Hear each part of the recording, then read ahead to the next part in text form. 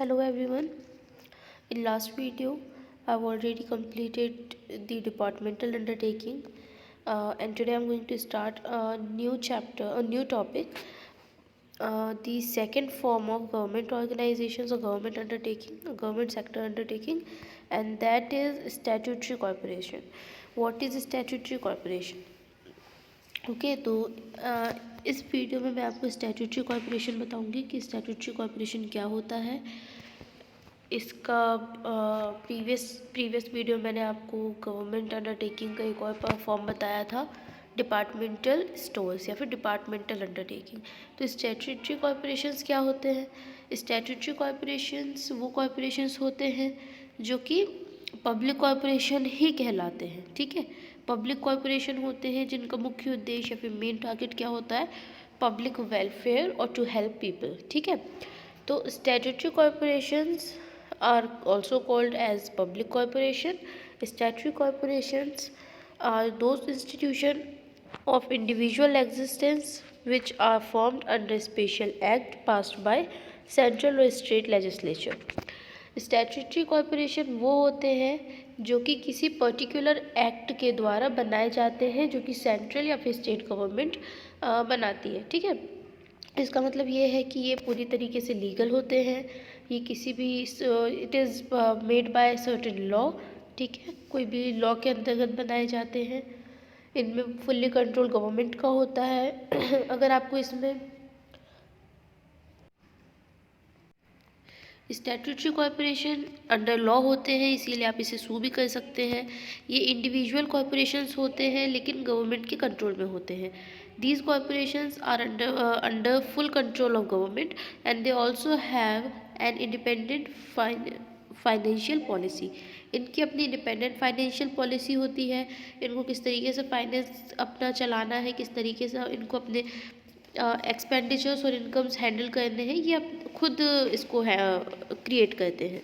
They are liable themselves for the arrangement of funds. ये अपने funds को खुद ही अरेंज करते हैं, उसके लिए वो खुद ही लायबल होते हैं। तो इसमें गवर्नमेंट का कंट्रोल होता है लेकिन फंडिंग ये अपनी खुद ही करते हैं।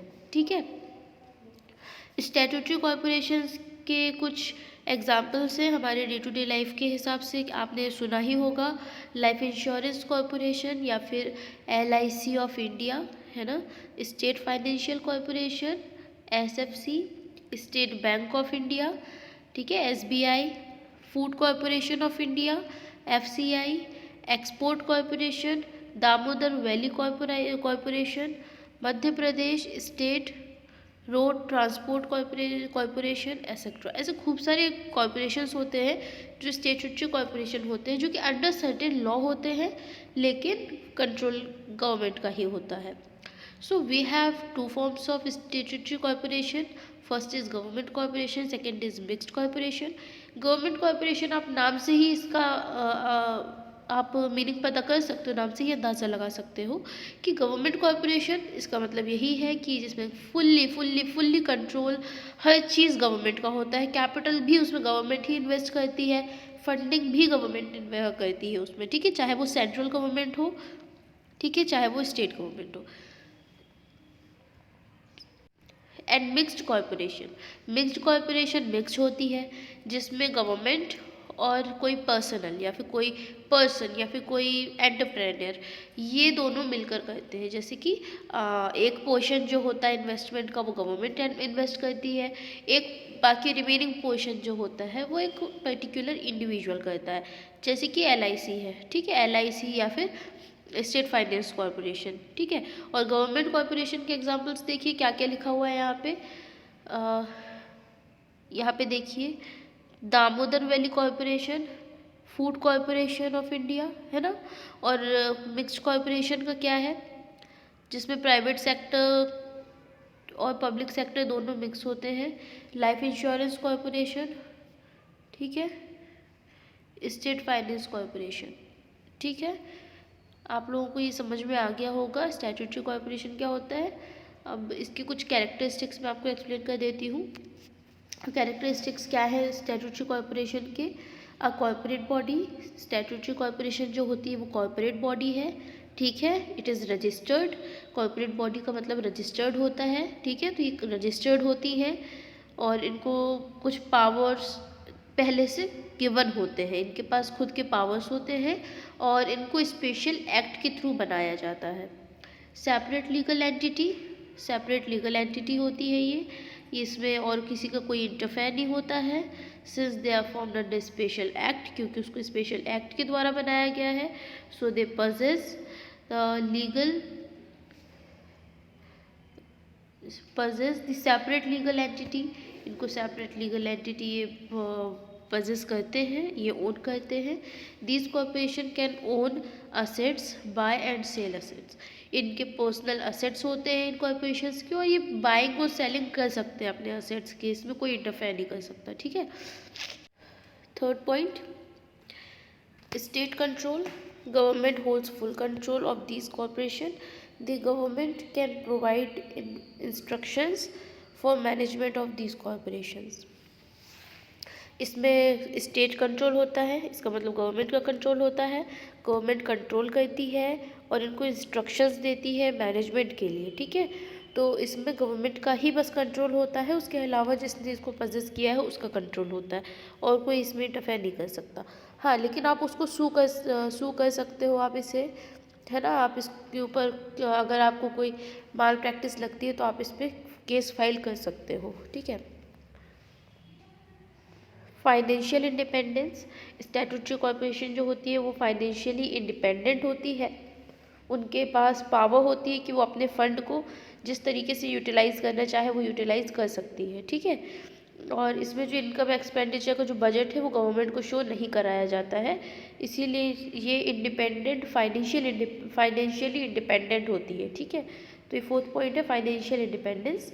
फिफ्थ पॉइंट है management, the management of these corporation are vested in the hands of board of directors appointed by the government.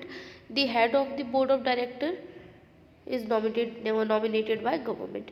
इसमें मैनेजमेंट जो होता है वो बोर्ड ऑफ डायरेक्टर करते हैं जो कि गवर्नमेंट जिन्हें चूज़ करती है, और head of board of director भी गवर्नमेंट के द्वारा ही नॉमिनेट किया हुआ रहता है, ठीक है। फिर उसके बाद सिक्स्थ पॉइंट क्या है, अपॉइंटमेंट ऑफ एम्प्लॉयज़। इसमें एम्प्लॉयज़ को किस तरीके से अपॉइंट किया जाता है, तो इसमें एम्प्लॉयज़ को ये लोग क्या करते हैं, इनको जब ये ऑफिसर्स को अपॉइंट करते हैं जो कि ऑफिसर्स यानी कि उनके जो हेड ऑफ डिपार्टमेंट होते हैं जो कि वो उनको अपने पास अपॉइंट करते हैं। उसके अलावा गवर्नमेंट ऑफिशियल्स की तरह इन्हें ट्रीट बिल्कुल भी नहीं किया जाता है, ये जो नॉर्मल सर्विस प्रोवाइडिंग पर्सनल्स होते हैं ये उसी तरह के होते हैं, ठीक है। तो एम्प्लॉयज़ जो होते हैं इसमें गवर्नमेंट ऑफिशियल्स की तरह बिल्कुल नहीं होते हैं, ये अपने कंडीशंस के और अपने टर्म्स के हिसाब से ही काम करते हैं। सेवन्थ पॉइंट, देयर ऑब्जेक्टिव, तो इनका मेन ऑब्जेक्टिव होता है सर्विस प्रोवाइड करना, साथ ही साथ वेलफेयर और प्रॉफिटेबल थिंकिंग होती है इनकी, ठीक है। प्रॉफिट अर्न करते हुए सर्विस प्रोवाइड करना, ठीक है। नाउ एट्थ क्या है इसमें, बजट। इनका बजट कैसा होता है, these corporations are not subject to the budgetary accounting and audit control applicable to a government department, but they are supposed to present their accounts of income and expenditure to government compulsorily. क्या होता है कि ये अपने budget जो होते हैं वो शो नहीं करते हैं, ये अपने बजट जो है अकाउंटिंग ऑडिटिंग जो इनकी होती है ये इसमें किसी का भी कंट्रोल नहीं होता है, they can do by themselves. लेकिन एक कंपलसरी ऑर्डर ये है कि वो अपने जो एक्सपेंडिचर इनकम एंड एक्सपेंडिचर जो है वो गवर्नमेंट को शो करें, ठीक है। Now advantages of statutory corporation, what are the advantages of statutory corporation and disadvantages of statutory corporation.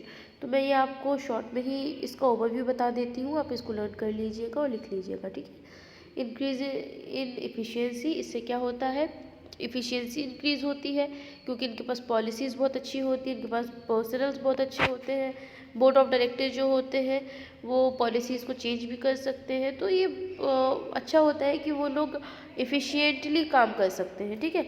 Public service statutory corporation का मेन ऑब्जेक्ट होता है पब्लिक सर्विस, ठीक है, पब्लिक को सर्विस प्रोवाइड करना और वेलफेयर वर्क करना। तो ये क्या होता है, इनका मेन ऑब्जेक्ट ही होता है, ठीक है। तो ये हमारे लिए अच्छा होता है, एडवांटेज होता है हमारे लिए, ठीक है। Flexibility, what are the flexibility क्या है, statutory corporation possesses flexibility regarding the change और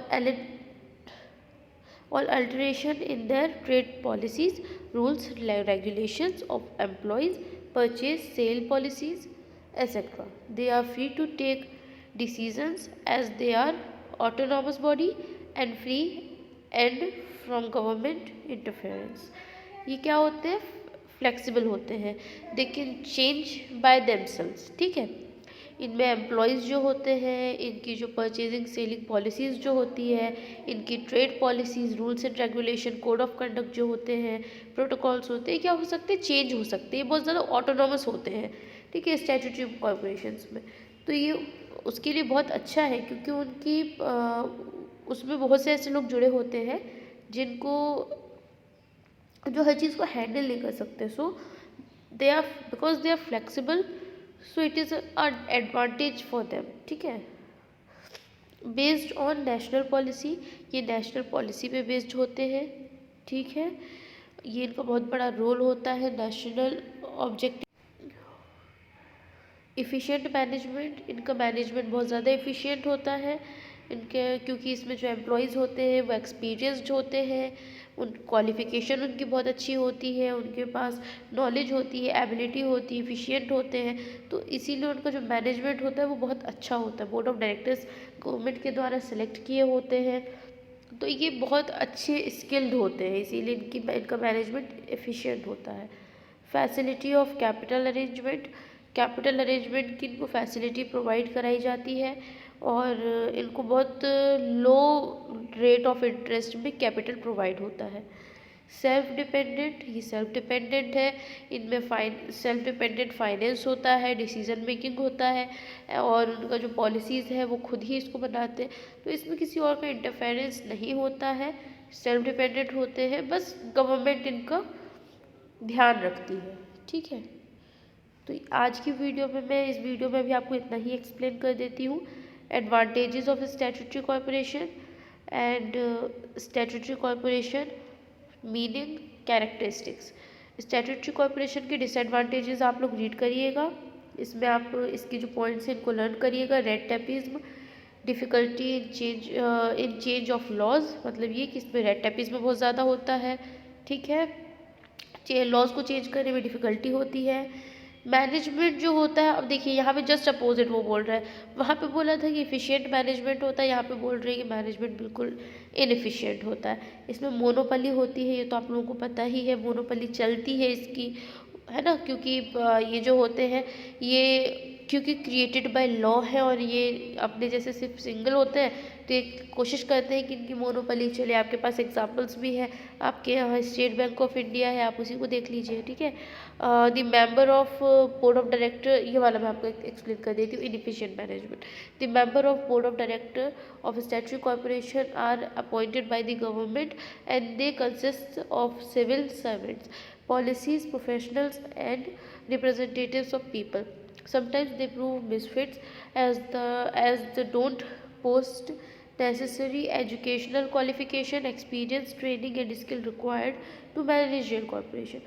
इसका मतलब क्या है कि ये जो इसमें जो बोर्ड ऑफ डायरेक्टर होते हैं वो क्योंकि गवर्नमेंट के द्वारा अपॉइंट कराए जाते हैं और वो सिविल सर्वेंट्स होते हैं, लेकिन कई बार क्या होता है कि वो जगह पे फिट नहीं होते because of their professional behaviour, ठीक है, वो कई जगह पे फिट नहीं होते। और कभी कभार क्या होता है कि उनके पास वैसी स्किल्स नहीं होती, जैसी स्किल्स, जैसी क्वालिफिकेशन, जैसे एक्सपीरियंस, ट्रेनिंग और स्किल्स उनके अंदर होनी चाहिए, वैसे उनके अंदर नहीं होती है, तो भी क्या होता है, इनएफिशिएंट मैनेजमेंट होता है, ठीक है। तो ये क्या हो गया, उसका डिसएडवांटेज हो गया। नाउ नेक्स्ट वीडियो में मैं आप लोगों को गवर्नमेंट कंपनीज एक्सप्लेन कर दूंगी, ठीक है, गवर्नमेंट कंपनीज के एडवांटेजेस, उसके अलावा डिसएडवांटेजेस और डिपार्टमेंटल, स्टैट्यूटरी और गवर्नमेंट कंपनीज का जो डिफरेंस है वो आप लिख कर रखिएगा आपकी कॉपी में, और मैं इसको एक्सप्लेन भी कर दूँगी आपको, ठीक है। So that's it for today.